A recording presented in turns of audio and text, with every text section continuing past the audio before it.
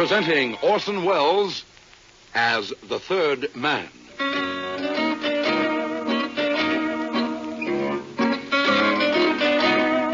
The Lives of Harry Lime. The fabulous stories of the immortal character, originally created in the motion picture The Third Man, with zither music by Anton Karas.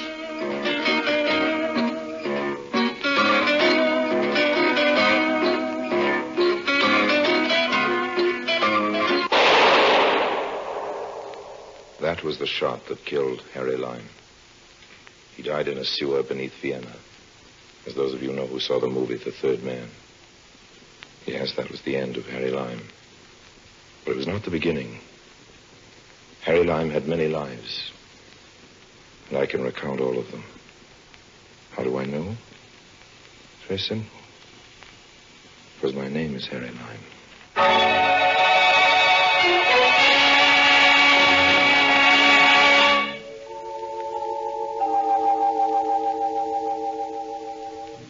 Don't get me wrong, I love Budapest. From Budapest come goulashes and shardashes. Shardashes being something you dance and goulash being something you eat if you go for all that paprika. Me, I love it. So, when I got that telegram, I took the first train to Hungary. Maybe I'd better tell you about the telegram first. Dear Mr. Lime, it said, my bank is going to be robbed and I need your help. It was signed Fekete, evidently a man's name, nobody I knew. I knew all about bank robberies, however, and I was dying to help. Besides, as I say, I love paprika. So I started packing right away.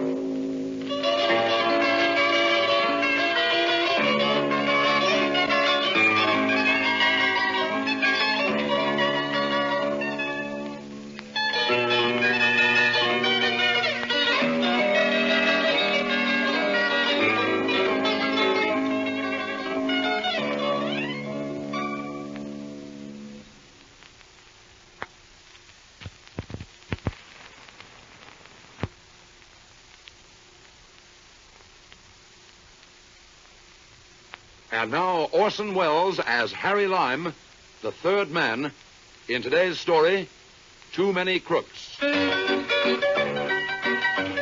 Before calling at the bank, I stopped at a cute little flower shop I happened to notice across the way. Good morning.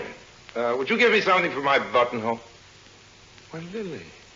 Lily, what are you doing here? We have some very pretty pink Oh, gardenias. come on, Lily, don't tell me you don't remember me. And how are all the Corellis? The who? Don't give me that, Lily. My name is Lulu. Well, it used to be Lily, and you used to be a blonde. And the Corellis, as you know perfectly well, because you used to work for them, are the best bank robbers in Central Europe. Well, what about it, honey? Here are your gardenias, Harry. Now get out of here. Okay, honey, okay. No need to get in a hassle. I'm telling you, Harry, get out. I never was one to argue, so I took my gardenia across the street and wore it into the bank. Mr. Fekete will see Mr. Harry Lime. You can go in now, Mr. Lime. Oh, thank you. Mr. Fekete will see you. Yes, that's what I gathered. This way, please. And, Thank you. Oh, Mr. Lime, Yes. will you please extinguish your cigarette? Mr. Fekete does not approve of smoking. Thanks, I'll bear that in mind. Mr. Lime. Come in and shut the door. There's a draft.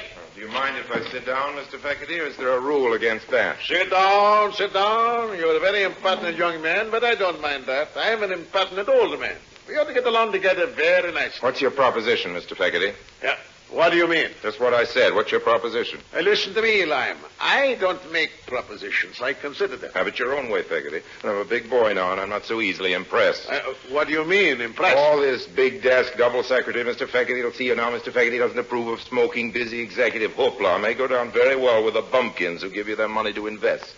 It doesn't mean a thing to me. You sent for me, didn't you? I crossed 3 national borders to get here and lost a lot of time, so don't ask me what's my proposition. What's yours, Mr. Fekete? Very good indeed. You're just the man I hoped you were. Have a cigar. Wouldn't that be breaking the rules? I make the rules, Mr. Lime, and I don't like cheap tobacco smoke. Nor do I enjoy being forced to distribute these very costly custom-made Havanas to every, what is it you call them, bumpkin, who comes into my office. I think you'll enjoy these. Thanks. Light? Thanks. Good. Now that we're a little more at ease, suppose you tell me something about yourself. Why? What do you mean, why? I wish you'd stop asking me what I mean by everything I say, Feckety. I said why, and I meant why. You put private detectives on my trail. You found me. You made me a very substantial down payment on services to be rendered. And now, when I get here, you want me to tell you about myself. That's just plain silly, old man. It's obvious that if you went to all that trouble and expense to get me here, you knew about me already. I'm the one to ask the questions, not you. Better and better. Mr. Lime, if you were just a little less notorious as a crook, I'd offer you a vice presidency in my bank. I forgive the insult, Mr. Feckety. What do you mean, insult? You go asking me what I mean again. I meant insult. Now, don't you get pompous on me, Lime. You are a crook, a world-famous one. You don't want to deny that? What I don't want is very simple, Mr. Feckety. I don't want to be a vice president of your bank. Oh? Oh, I follow you now. Don't worry, Lime. Right. I promised you $20,000. That's right. Or its equivalent in Hungarian pesos. Oh, wait a minute. And you'll get it without having to serve as an officer of this You bank. promised me $20,000, old man. There weren't any gimmicks in the agreement about the joke money you folks pass off on each other locally. I know. I carry my own microscope for reading the fine type. Very well, very well. $20,000 it is. Don't you want to know what I expect you to do for it? Mr. Feckety, you keep making me repeat myself. I told you before that I'm a big boy now. If you're giving me $20,000, I can relax, not worry about asking you silly questions. You're going to get around eventually to telling me what you expect me to do for it. Did you ever hear of a bank giving a reward? Yes, but only after a bank robbery. Exactly. Exactly. Only after a bank has been robbed. I'm reversing the procedure line. I'm giving the reward first. Oh, so that's the little caper, is it? You want me to rob your bank for you? Oh, not at all, not at all. A reward is usually given for apprehending the thieves who have robbed the bank. What I want you to do, Harry, I may call you Harry? Certainly, old man. Call me Harry if it gives you any fun. Well, Harry, what I want you to do is to apprehend the robbers before the robbery is committed. Very clever, don't you think so? Have another cigar. In my business, I may get in the way of an awful lot of screwy deals, but I can tell you that never in a long career have I been offered in complete seriousness a loopier proposition than Mr. Feckety's. It seems the key to the whole affair was Mr. Feckety's junior officer in the bank, a certain Mr. Fodor. Ladislaus Fodor is the full name, Harry. He's one of our vice presidents. I see. I tell you this right now, the man is an unprincipled criminal. Oh? And come here, and I'll show him to you. Come this way. You can see him through the glass panel. Yes. There he is. Oh, that one. Second desk to the right. With all those silly hairs pasted over his bald head. That's the man. He doesn't look very dangerous to me. Fodor? Dangerous? He has the brain of a backward bird and the charm of a worm. Now that I look back on it, I can't imagine how I ever persuaded myself to be jealous of him. Jealous? I don't follow you, old man. If I have a fault, Harry, it is this. I do tend to be jealous. Lulu often chides me about it, and I have promised to curb the instinct, but it is a part of my character. Lulu? You mean the girl in the flower shop across the way, that Lulu? She is the only Lulu I know, Mr. Lyon. How does it happen that you are acquainted with her? You see this carnation? I see it, yes. Lulu sold it to me, overcharged me, scandalously, as a matter of fact. Well, Lulu is a working girl. She must live. How does it happen you know her? What makes you think I do? You know her name? Oh, one of the other customers called her that while I was still in the shop. As it happens, it was this little fellow you just pointed out to me over there, the vice president, Fodor. Third vice president. I hate to keep harping on these commercial matters, Faculty, old man, but just how does my $20,000 reward come into the picture? Let us retire to my inner office, Harry. I never tell you. Okay, Come. old man. Sit down, please, Harry. Have another cigar. My pockets are bulging with cigars now, old man. Let's concentrate on the $20,000. Certainly, certainly. Oh, Miss Carver. Miss Carver. Yes, Mr. Feckerty? No matter who calls, don't disturb me. Not on any account. I'm having an important conference. Yes, Mr. Feckerty. Oh, jealousy, Harry. Jealousy is a terrible Yes, thing. yes, certainly is. Now, about this reward. Jealousy is the green-eyed monster who doth mock the meat it feeds on. That's how the poet Shakespeare expresses the it. poet Harry. Shakespeare said a mouthful, and now... But still, if it had not been for jealousy, I would never have followed this Fodor into Lulu's shop. And if I hadn't done that, I would never have discovered the digging. Digging? What digging? What would you say, Harry, if I were to tell you that running under the street from Lulu's flower shop to this bank, there is a tunnel? A tunnel? What would you say if I told you that? Well, I'd say, well, what do you know? That's what I'd say. That's what I said when I found out about it.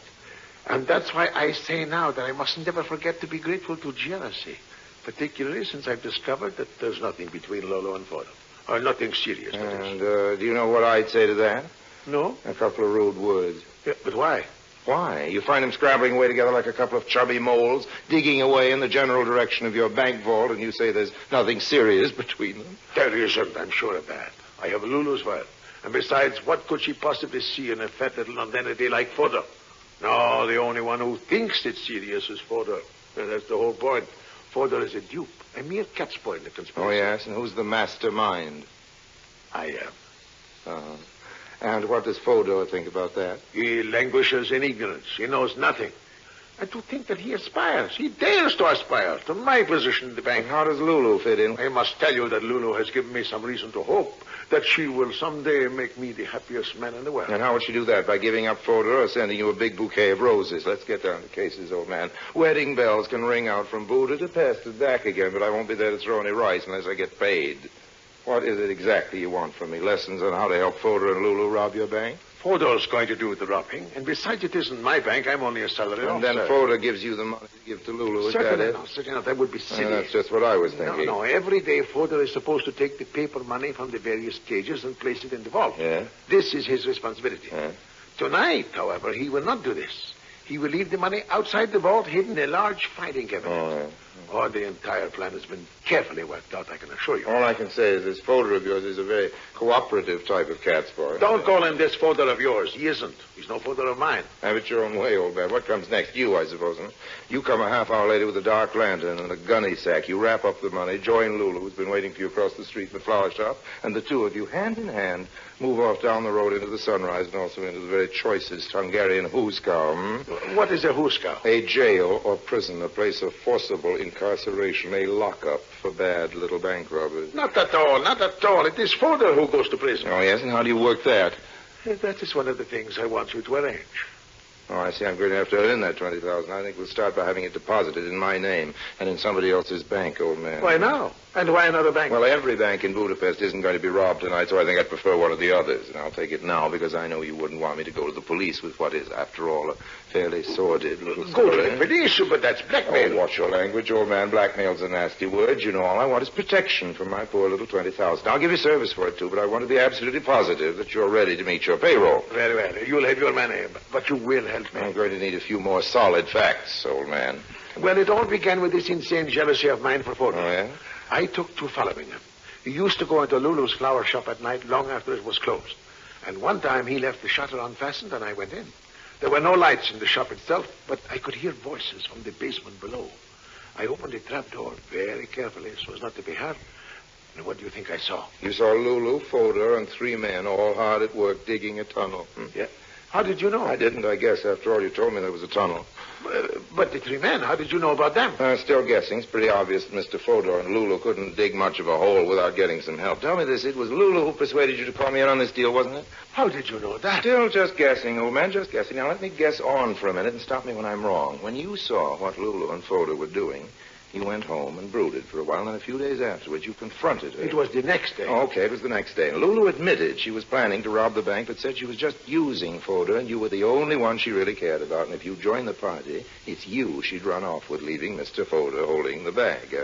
An empty bag. How am I doing? Oh, you're a clever man. Sure I am. That's why Lulu had you send for me. You see, the idea is that Fodor will hide the money outside the vault and leave. Then, according to the arrangement, as he understands it, Lulu will come through the tunnel at night with her helpers and take the money back under the street through the tunnel. Who did she tell Fodor these helpers were? She said one of them is her brother and the other 2 are cousins. And what did she tell you? That's what she told me. Why? Nothing, old man. Nothing at all. Just give me one more guess, Oh, go ahead. After Fodor leaves the money, what you do is crawl back through the tunnel with a sack of currency clenched in your teeth. But no, that wouldn't make any sense, would it? You'd run into a couple of brothers crawling in the opposite direction. I'm not to have anything to do with the tunnel. You see, Fodor leaves the money out just before closing time. That way, he's implicated, and we have a scapegoat. So there's nothing to stop me from letting myself in with my key at night and walking away with the money. Who could suspect me? It's a perfect crime, Harry. Wouldn't you say so? Yes, it's quite a crime if you look at it in one way. But tell me about the brothers. What are they supposed to think about all this? Oh, they don't know about it. Lulu hasn't told them. But the news will reach them eventually, and what then? They must be implicated somehow, along with Fodor. But I must be protected, and Lulu. That's what you're here for, Harry. Have another cigar.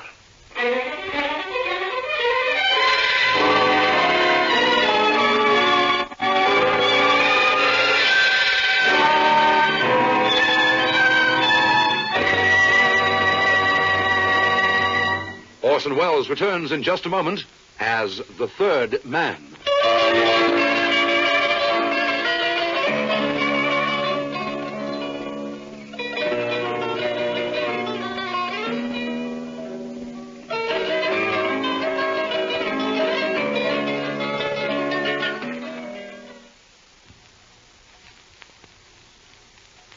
And now, Orson Welles as the third man continues with today's story, Too Many Crooks. Naturally, the first thing I did after making my farewells to Mr. Feckerty was to go across the street and pay a call on Lulu. Harry, Yeah? listen to me carefully. I'm listening, honey. There's a little cafe on the hill above the old city. You know the place? There's a gold rooster on the roof. Well, what about it? Go there and wait for me. You never can tell when Fodor Feckerty will be bursting in here. They keep jumping across the street to check up on each other and buying geraniums. Go to the cafe and I'll be with you as soon as I can close up What here. about the boys below? Oh, what do you mean? The construction crew, the Corellis. Oh, Feckerty told you about the Corellis? I would have found out anyway, Lily. Lulu. Okay, what happens to them if you shut up the store? Isn't there a way out? No, but they won't be finished work before I'm back. And besides, what they don't know won't hurt them. Lily, or rather Lulu, it looks to me as though just about everybody around here is due to be hurt by what they don't know.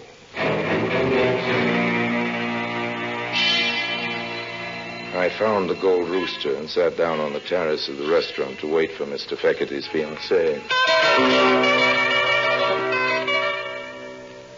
Over a glass of Tokay, I tried to add up the situation as of then. As far as I could see, the whole setup was like a Picasso painting. No matter how you looked at it, it was cockeyed and upside down. Hello, Harry. Don't order anything for Hi. me. I haven't time. Don't worry, Lily. I'm not here to celebrate. We can have our party after I know who's going to pay the check. I wish you'd call me Lulu. Okay, Lulu. Now, here's all the sense I can make out of this little caper. You came here with a Corelli gang, No, right? they came first. Then they sent for me to work in the flower shop for a front. The tunnel was their idea. Then you sent for me. That was your idea. Right. Now, Fodor thinks he's going to divvy up with the Corellis and marry you on the proceeds. Something like And that. Feckerty thinks something like the same something. The president thinks he's going to put it over the vice president. What about the construction crew? You mean Walter and the Yes, others? the Corellis, the original burglars. What are they going to get out of this? According to Feckerty, it's going to be the old double cross. But if I know you, Feckerty's in for the same gentle treatment. Harry, why should anybody get anything out of this except... Okay, Lily, okay. Book a couple of spaces for us on the first milk train out of Budapest, but be sure to get reservations on the bulletproof car. I wish you'd call me Lulu. Time marches on. A lot of trusting Hungarian depositors line up at the bank, leave their hard-earned pengos at the impressive-looking gilt cages for what they fondly believe is safekeeping, and hurry home to have their evening plate of goulash. Closing time comes and goes. Feckerty doesn't leave. He just pretends to, and stays skulking in his office. Meanwhile, Fodor takes the big packages of pengos, which, as you know, is Hungarian for money, dutifully to the door of the vault. He slams the vault loudly, this being for the benefit of the janitor, who is deaf anyway and doesn't hear, and quickly stows the loot in the empty filing cabinet which he has thoughtfully left nearby for just this purpose. He then goes home and passes a very restless night.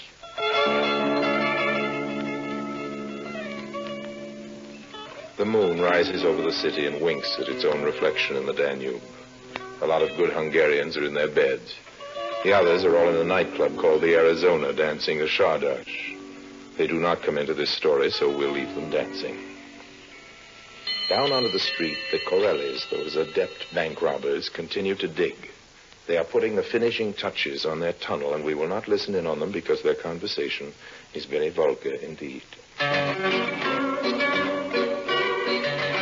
In his luxurious office, Mr. Feckerty sits biting his nails and dreaming of a long West Indian cruise with Lulu in an adjoining deck chair.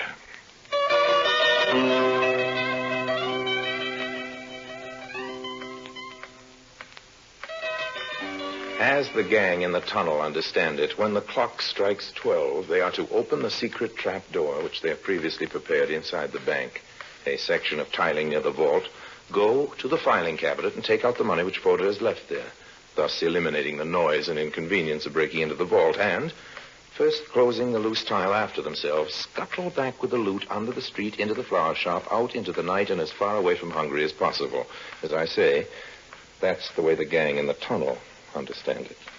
This is also the arrangement as Mr. Fodor understands it, with a trifling difference that he expects Lulu to stop by for him with his share of the profits. Like Mr. Fekete, he is biting his nails and dreaming of tropical cruises. And what of Lulu? What of Lulu, indeed? It is Lulu's little plan to foozle everybody, Corelli, Fodor, and Fekete. She's led them all on to just this point. It is the point of departure. Lulu's departure. Lulu and all those neatly wrapped packages of pingos. The trouble is, it's all just a little bit too much for one little girl to handle alone, so Harry Lime's been sent for. Harry is supposed to assist at the general foozling of one and all, and then, in due time, of course, he's to be foozled as well. Lulu will send Harry off to mail a postcard, and when he gets back, Lulu will have continued her travels alone, with nothing to keep her company but the loot. That, as I say, is the way Lulu understands it. The clock, high in the steeple of San Stefano, strikes 12. This is the signal. Mr. Corelli, that celebrated expert, with his 2 able assistants, starts toward the bank. The tunnel was not built for comfort, and the going on hands and feet is a trifle rough. There's a bit of genteel cursing, but hearts are high. At the sound of the clock, Mr. Fekete removes the bound bundles of money from their place of safety and checks once again the bolts and fastenings which keep the loose tile in its place. In the darkness, Mr. Fekete smiles. He is satisfied that, contrary to the Corelli's expectations, the bank end of the tunnel is firmly and irrevocably closed. Still smiling, he starts toting the money toward the side door for which he, Mr. Fekete, is the perfectly legal possessor of a key. On the outside, Lulu, with a high-speed car, is supposed to be waiting for him. Unfortunately, however, a moment earlier, Harry Lime, on the flower shop end of the tunnel, has persuaded Lulu to go down for a moment and tell the boys not to try lifting that trick tile for at least a half hour. Lulu hates herself now for not having analyzed the merits of this suggestion. She has plenty of time now to think this over, because foxy old Harry in the flower shop has bolted down the trap door. The clock has stopped striking, of course, and Mr. Fekete pops out of his bank looking for all the world like a jolly Christmas shopper, with his arms loaded with bundles. There is a high-speed car waiting for Mr. Fekete, all right, but it is full of strange gentlemen, and they are all dressed in uniforms. Put up your hands, Fekete. Put up your hands. You're under arrest. But there's some mistake. Oh, not at all, old man. No mistake at all. You see, gentlemen, just as you were told, there he is, and there's the money. Come along now, Fekete. We are taking you in. You, Harry, a police informant. Not a bit of it, old man. I wouldn't dream of telling on you. No, the cops got the tip-off from an anonymous letter, and you know how you spell anonymous? L-U-L-U. Lulu. She did it. Lulu. That wouldn't be Lulu Hartz, would it? Alias Lily the Twister. Yes, officer, I believe so. There's a reward offered for her capture, isn't there? I should say there is. And what about the Corelli gang? They've got the biggest price on their heads in Central Europe. Oh, that's lovely. It's all beginning to add up. When you throw in the generous reward Mr. Fekete posted in the name of his bank this afternoon. But you're not going to collect that, are you? Why not, old man? After all, you put up the money for me to collect before the bank was robbed, didn't you? You also wanted me to thwart the Corellis, and if you yourself are foolish enough to go breaking the law, you'll just have to tell it to the judge. I'll tell him plenty. I'll tell him about you. Go ahead. I haven't broken any laws, remember, and you'll only help me collect my various rewards. As a matter of fact, Lime, just what is your connection with this affair? What have you done? Officer, all I did was turn a bolt on a trap door. Nothing at all, really, just a twist to the wrist.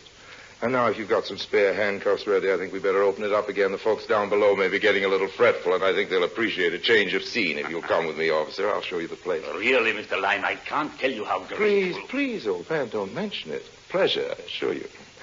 Won't you have a cigar?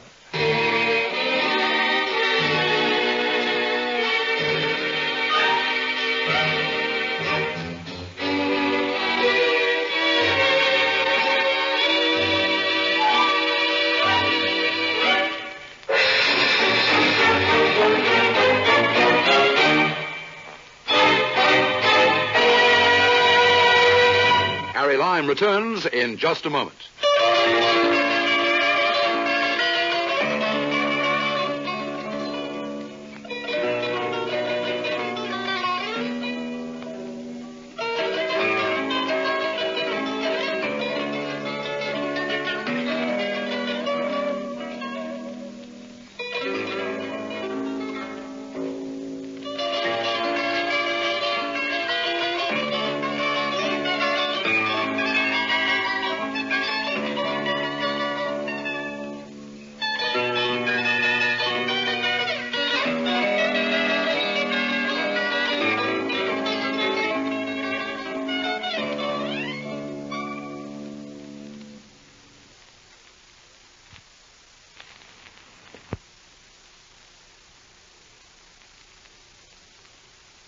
And now, Harry Lime.